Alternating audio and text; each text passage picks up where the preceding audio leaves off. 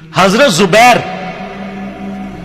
زبیر وہ صحابی ہیں یعنی جو نبی الاسلام کے بہادر ترین اصحاب میں سے 12 بندے غزوہ احد میں حضور کے ساتھ رہ گئے تھے 700 میں سے غزوہ احد کے اندر، ان میں سے ایک حضرت زبیر بھی تھے، اور یہ تلوار کمال کی چلاتے تھے، اکیلے میدان جنگ میں آگے چلے جاتے تھے۔ بخاری میں آتا ہے کہ ان کا بیٹا عبداللہ ابن زبیر کہتا ہے کہ میرے باپ کے 2 شانوں کے درمیان اتنا بڑا زخم تھا جو ہیل اپ ہو گیا تھا، لیکن پھر بھی گڑا پڑا ہوا تھا، میں پورا ہاتھ اس میں داخل کر لیتا تھا، اور وہ زخم ان کو احد کے موقع پہ لگا تھا۔ اور پھر اسی حدیث میں بخاری کے آتا ہے کہ جنگ یرموک کے موقع پر لوگ یعنی لیڈر کے اوپر چل رہے ہوتے ہیں، تو حضرت زبیر بھی ایک اسکواڈ کو لیڈ کر رہے تھے، تو لوگوں نے کہا حضرت آپ آگے جائیں، انہوں نے کہا جب میں آگے جاؤں گا تو میرے ساتھ کوئی نہیں آگے جا سکتا۔ وہ اکیلے گھوڑے کو انہوں نے جو ہے وہ ایڑی لگائی اور رومن امپائر کی یعنی فوج کے اندر گھس گئے، اور کوئی بھی ان سے لڑنے کے لیے تیار نہیں ہوتا تھا، اتنی بہادری تھی، لیکن جنگ جمل میں حضرت علی کے مقابلے پہ آ گئے۔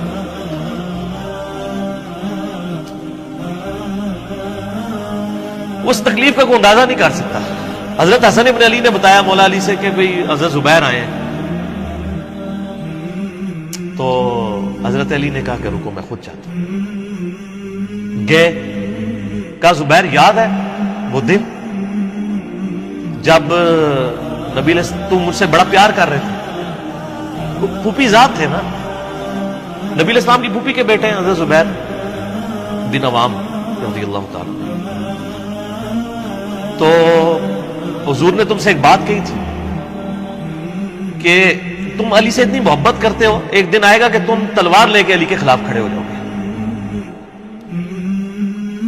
تو تم نے کیا کہا تھا؟ یا رسول اللہ میں علی کے خلاف کھڑا ہوں گا؟ اور میں ہاں تم اس وقت ظالم ہو۔ تو حضرت زبیر جو ہے وہ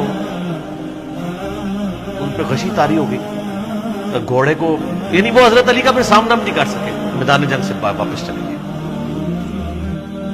تو بعد میں حضرت علی کے فوجیوں میں سے ایک بندے نے جا کے پیچھے ان کو دھوکے سے قتل کر کے تو لا کے تو سر حضرت علی کے سامنے رکھا، تو حضرت علی نے کہا کہ زبیر کے قاتل کو میں دوزخ کی بشارت دیتا ہوں، کیونکہ زبیر جنتی تھا۔ تو وہ شخص پھر حضرت علی سے ناراض ہو گیا کہ میں نے تجھے حکم دیا تھا، جب میں نے ان کو جانے دیا تو نے یہ کام کیوں کیا؟ تو وہ پھر خارجی ہو گیا۔ اور یعنی یہ وہ محبت تھی، وہ جہاں محبت تھی وہ نظر آتی تھی۔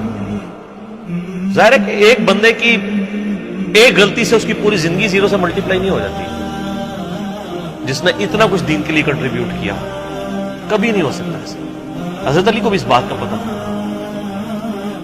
بہرحال یعنی اللہ تعالیٰ ان سے راضی ہو، اسی لیے نبی علیہ السلام کی اس حدیث یعنی وہ حضرت علی کے اس قول کو حضرت علی فٹ کیا کرتے تھے، حضرت زبیر، طلحہ اور حضرت عثمان ابن عفان پہ رضی اللہ عنہ۔ باقی آپ میرا کربلا والا ریسرچ پیپر پڑھیں تو آپ کو پتہ چلے گا کہ کتنی یعنی مشکل وقت حضرت علی نے اپنی خلافت میں دیکھا اس حوالے سے۔ یعنی مصنف ابن ابی شیبہ میں آپ کے مخالفین کی لاشیں بھی ہیں، ان پہ بھی حضرت علی گریہ کر رہے ہیں، ایک ایک کی لاش اٹھا کے اس کو صاف کر رہے ہیں۔ حضرت طلحہ کا بیٹا تھا محمد بن طلحہ، اس کی لاش دیکھی تو رو پڑے گا، حالانکہ وہ مخالفت میں لڑنے آیا تھا۔ پھر حضرت حسن سے کہا کاش میں جنگ جمل سے 20 سال پہلے ہی مر گیا، میں یہ دن۔ ایک ایسا شخص جس نے 8 سال کی عمر میں اسلام قبول کیا، جس نے اسلام کو 0 سے 3 براعظموں میں پھیلتے ہوئے دیکھا، اور اب اس کو بڑھاپے میں یہ دن دیکھنے پڑ رہے ہیں کہ اس کے سامنے اسلام کا شرازہ بکھر رہا ہے، کہ مسلمانوں سے لڑ رہے ہیں۔ ایک ایک جنگ میں 8-8 10 ہزار لوگ، جن میں مرنے والے صحابہ ہیں حضور کی تربیت یافتہ، جو ایک آواز کے اوپر حضور کی لبیک کہنے والے تھے، شیر و شکر تھے آپس میں۔ آپ اندازہ کر سکتے ہیں۔ اسی لیے حضرت علی جو ہیں وہ یعنی کوفے میں شہر سے باہر آپ کو پتہ ہے کنویں ہوا کرتے تھے، اکیلے جا کے کنویں پہ بیٹھ کے رویا کرتے تھے کہ اللہ اس امت کے ساتھ کیا ہو گیا۔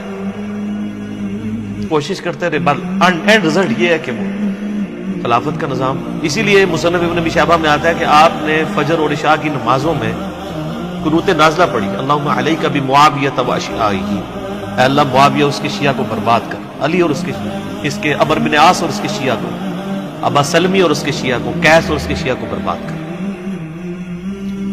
باقی احادیث میں آپ علیہ السلام نے جو بشارت کر دی تھی، مسنن سعید کبریٰ کے اندر حدیث موجود ہے، حاکم کے اندر، کہ نبی علیہ السلام نے حضرت علی سے ایک دن فرمایا تھا، اے علی، اگلی امتوں میں سب سے بڑا بدبخت وہ تھا جس نے قوم عاد کی اونٹنی کو قتل کیا اور اس کے بعد عذاب آ گیا۔ میری امت کا سب سے بڑا بدبخت وہ ہوگا جو تیرے سر کے خون سے تیری داڑھی کو رنگ دے، اور وہی ہوا ہے۔ اور اس کے بعد پھر دیکھیں امت ایک جگہ جمع نہیں ہوئی ہے۔ حضرت علی ایک آخری کوشش تھی، اور جن لوگوں نے اس وقت ساتھ نہیں دیا پھر ان کو دنیا میں اس کا خمیازہ بھگتنا پڑا ہے۔ عبداللہ بن عمر نے بیعت نہیں نہ کی تو صحیح بخاری اٹھا کے دیکھیں، عبداللہ بن عمر کو آل امیہ نہیں قتل کروایا، حجاج بن یوسف نے زہر آلود نیزہ مروا دیا۔ اور حاکم کے اندر مجموع الزوائد کے اندر موجود ہے، حضرت عبداللہ بن عمر آخری عمر میں کہا کرتے تھے، کاش میں اس وقت علی کا ساتھ دیتا اور یہ خلافت کا نظام تو بچ جاتا، کیونکہ کئی لوگ بیچ میں نیوٹرل ہو گئے تھے جو پھر ساتھ نہیں دیا، تو اس کی وجہ سے پھر حضرت علی کے چونکہ اب پاس اتنی مین پاور نہیں تھی کہ اس سسٹم کو سنبھال سکتے، بعد پھر وہ شہید ہو گئے اور پھر معاملات آ گئے۔ خیر بات کہاں سے کہاں نکل گئی، کیونکہ یہ اس کے ساتھ غل کا لفظ تھا، تو یہ غل کے لفظ کو ایڈریس کرنا ضروری تھا۔ تو آج ہم جب جنگ جمل صفین نہروان کو ڈسکس کرتے ہیں تو یہ کوئی غل والی بات نہیں ہے، یہ وہ چیزیں ہیں جو ایک ریالٹی ہیں، اور وہ اگر یہ غل والی بات ہے تو نبی علیہ السلام کے دل میں بھی نعوذ باللہ غل تھا، مولا علی کے دل میں بھی غل تھا، ایسا نہیں تھا۔ وہ دین کی حمیت کہلاتی ہے، اس کو غل نہیں آپ کہتے۔